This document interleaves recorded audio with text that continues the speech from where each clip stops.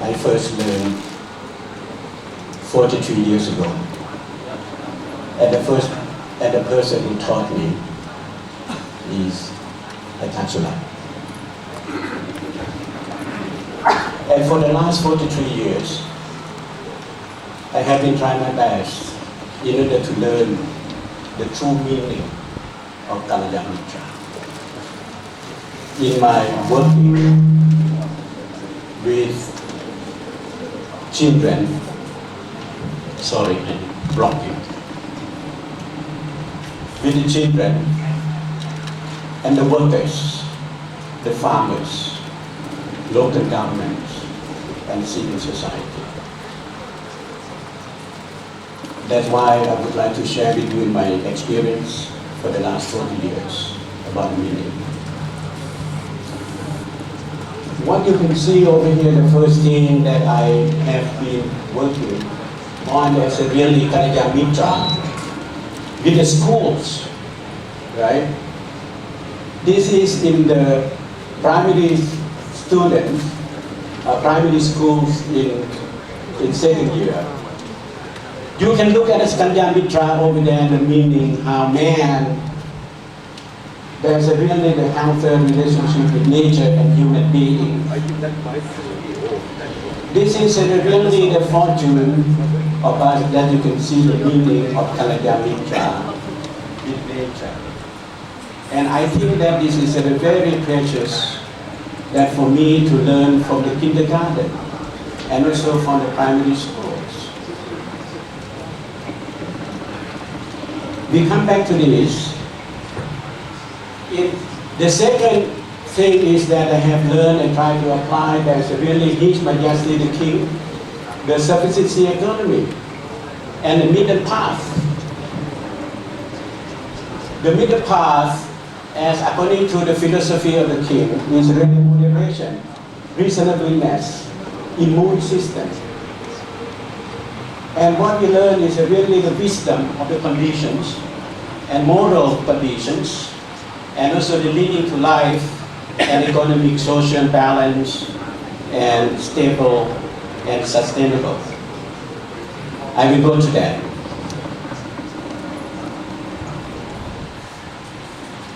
In conducting, in order to transform or implement both Kalaya Mitra and also the King's principle of sufficiency economy,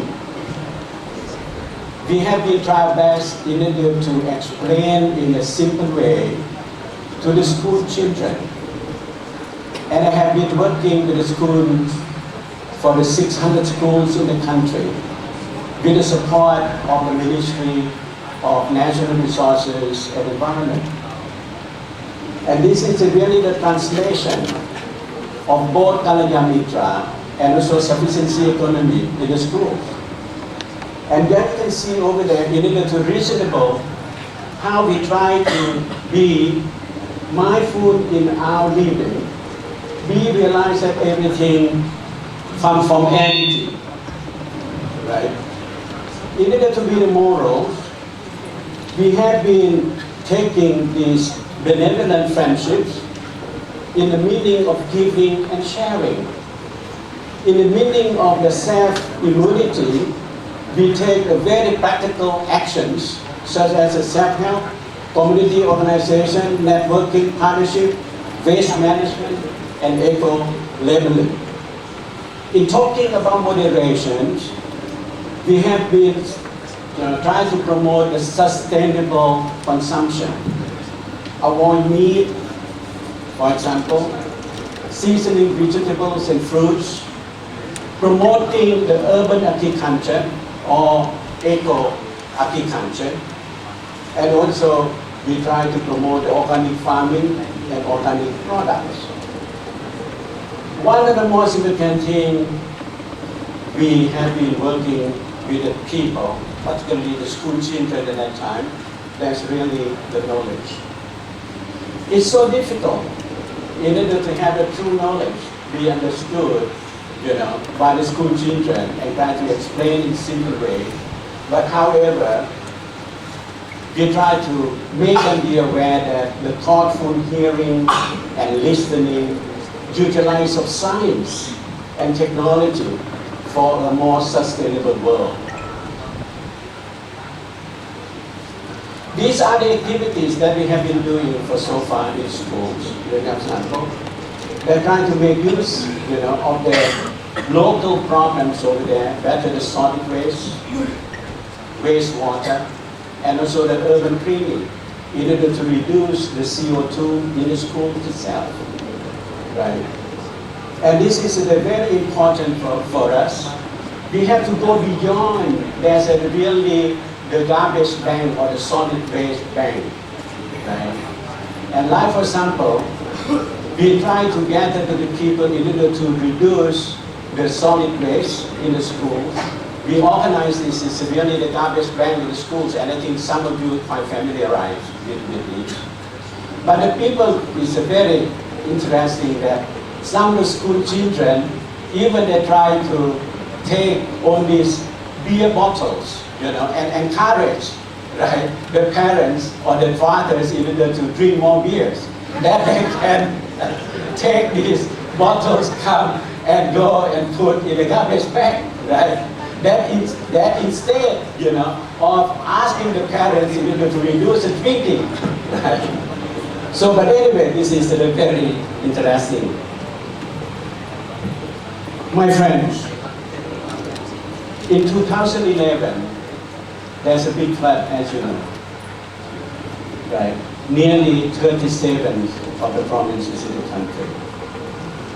The people in society have fear of water. I call it aquaphobia, the society. And they want to separate the nature, water, from the human society. And the people who have the ability in order to access to the water. And the government now, the present government is going to invest $3.5 billion, right?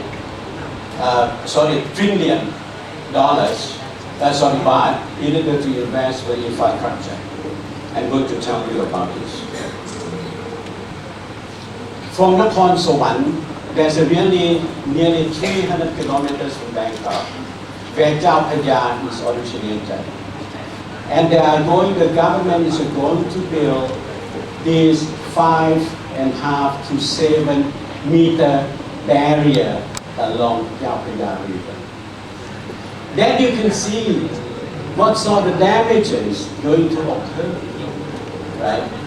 What is the really damages to nature going to occur?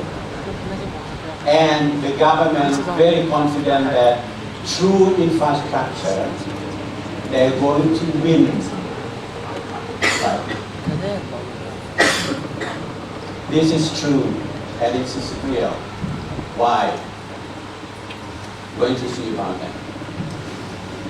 Secondly, they are going to construct a dam over in Nakhon Sawan, where they have the fish, flora, and fauna over there. The tigers, the population of the tigers, only 3,000 in the world. And you have very rare, right?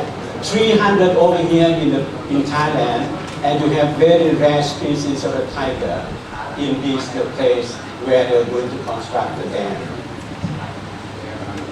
And also all these forests, big trees, going to be cut down because the construction of the dam. 2 months ago, there's a big march organized. I think our friends from Thailand, some of them may join the demonstration of the walk of the march from Nakhon Sawan to Bangkok, about 388 kilometers, led by Chamniern Foundation. It's one of the leading NGOs in the country, and also the member of IUCN. I cannot refuse to participate, in this march, together with other friends. Over 50 civil societies, 3,000 people participated, right, in this demonstration.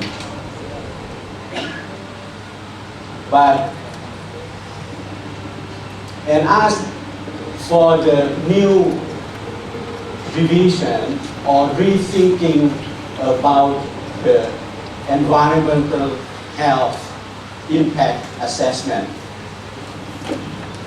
because they believe that this assessment is done from the top and no participation from the people. Right. Sorry, I have a problem with this computer. Can anybody help?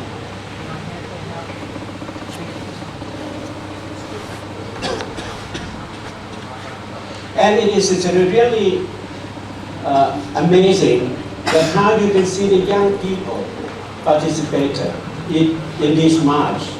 And it has been so long that this sort of movement has not appeared in the society. But now there's really the cry, for the change, for the transparency, and cry for the participation of the people. This is a place taken in Bangkok, right? The march, from the rural areas, into Bangkok, to voice. But the government still insists the dam is going to be built for sure.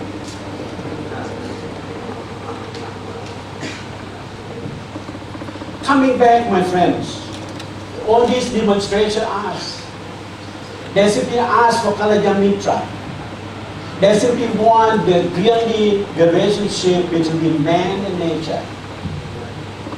They want the nature to protect people. What really they ask in this? They want participation, right? In order to involve, in order to engage themselves in the process and development. That all the big mega development projects is totally owned and decided by the central government. And no people can really participate in this process. They didn't demand for anything, much more than that, right? But still the government refused to do it. What they ask again, right, on this march, they're asking for the development is really, you have to alongside for the future generations. Not only for us, of us, and totally for oneself. What really they ask? They ask for justice in the sharing of the resources. What they can ask? They ask for the carrying capacity of nature, carrying capacity of the people who can absorb the consequences or the impact of the development. What they really can ask is really ask for the participation and partnership in the process of this sustainable development. Nothing else. If we're talking about the sustainable development, these are the four important components of it. And they ask for the sustainable development in reality. My friends, I think that INEP, my family and the Earth Charter, that's another realm of the development. In order to promote sustainable development. In Rio de Janeiro, right, 22 years ago when they organized the first Earth Summit over there, and it has been proved as failed. That's why there's a gathering of the civil society, academic institutes, the scientists. They're coming together in order to find an alternative arrangement, alternative principle besides all the heads of the government coming together and declare under the United Nations that we have the sustainable development. That's not true. So that's why I would like to explore the possibilities together with you please go to the Earth Charter. In Thailand, I have opportunity in order to draft also this Earth Charter, part of it. And even try to ask the organizer who is working from Costa Rica and try even that we not put the word Kalayamitra in over there. But the meaning of it is really a peer throughout respect for nature, universal human rights, economic justice, and to promote the culture of peace. This is really the essence of the Earth Charter. And I think that we join together with this common arena, for the sustainable development under the Earth Charter. At the Earth Charter, there's really the network of the people, organizations, institutions, right? And trying to implement in various forms in education, youth action, international law and ethics, and of course, nowadays, the business sector is already involved in the global ethics.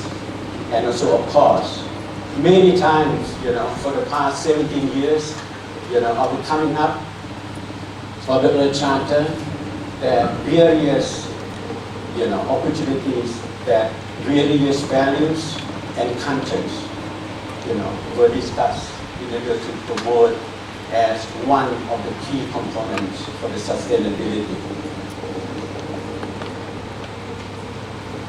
My friends, I had opportunity after the Johannesburg meeting to talk with Maurice Strong. I think some of them you know, sure that Ajahn Surat knows. I'm telling him that why we fail in the sustainable development. We fail because we are not looking to the future. We fail because we do not have not attained the justice. We fail because we are not able to consider the carrying capacity of nature, people, and culture. We fail because we do not have the real partnership.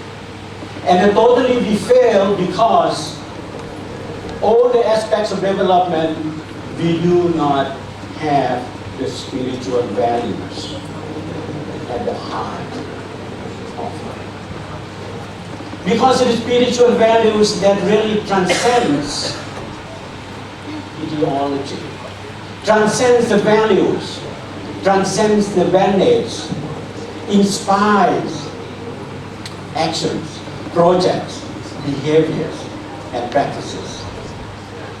The true sustainable development of spirituality should transcend and give the meaning to science and technology.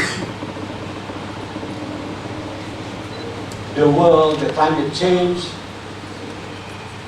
the global warming, as we always understand, because our heart is still hot. Greed.